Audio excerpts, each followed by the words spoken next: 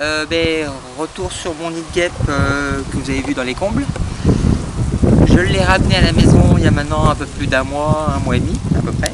Bon, malheureusement avec le travail qu'on a eu, pas le temps de vous détailler un petit peu le nid qu'on a découvert.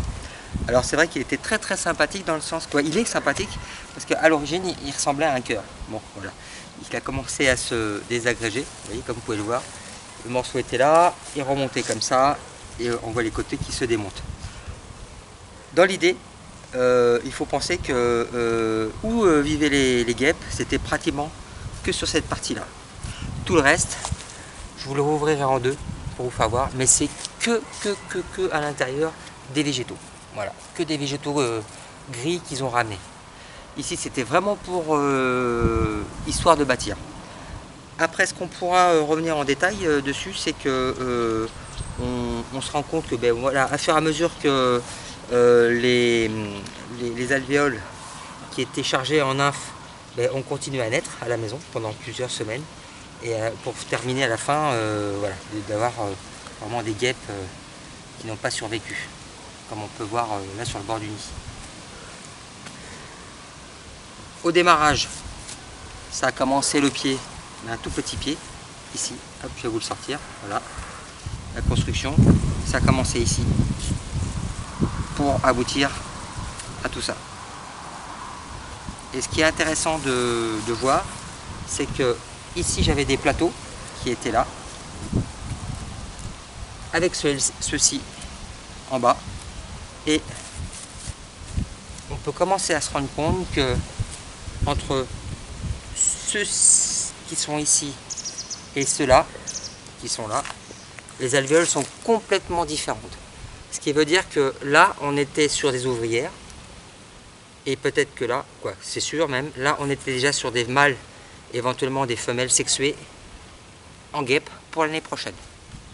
Voilà, un peu l'idée sur ce nid-là. C'est-à-dire que on voit bien la différence, hein. Regardez, petites alvéoles.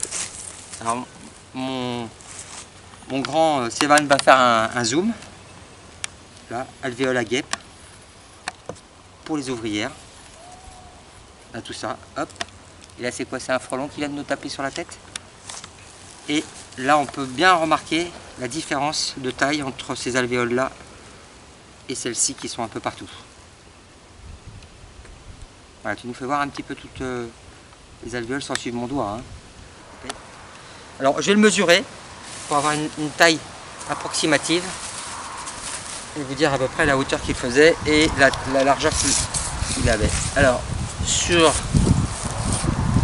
sa moyenne, il faisait à peu près de hauteur 1,10 m de haut. Là, ça s'est éclaté un petit peu. Mais si on resserre un peu les liens, on peut imaginer qu'il faisait 80 de large. Alors là, je vais vous découper à peu près 80 de large. Là, je vais vous découper l'ossature. Parce qu'à l'intérieur, on voit encore des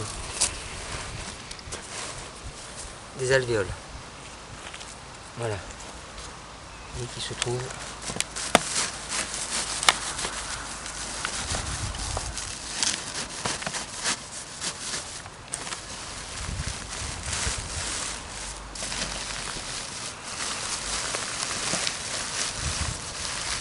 Voilà.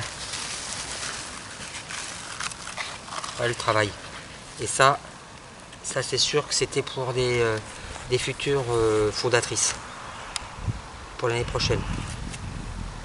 Là c'est extraordinaire parce qu'on va vraiment pouvoir voir la différence. Alors là, je vais décoller tout ça. Oh là, c'est formidable. Regardez un petit peu. Je vous remets à côté tout le HLM pour les ouvrières, que vous pouvez voir là. Et pour le travail pour les futures fondatrices pour l'année prochaine. Regardez. Voilà. On peut bien voir la différence de taille. Hein.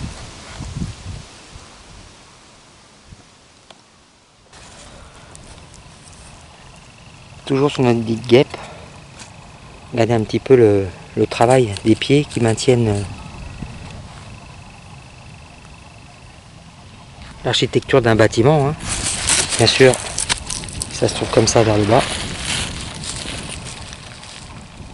Il y a un petit peu ce travail.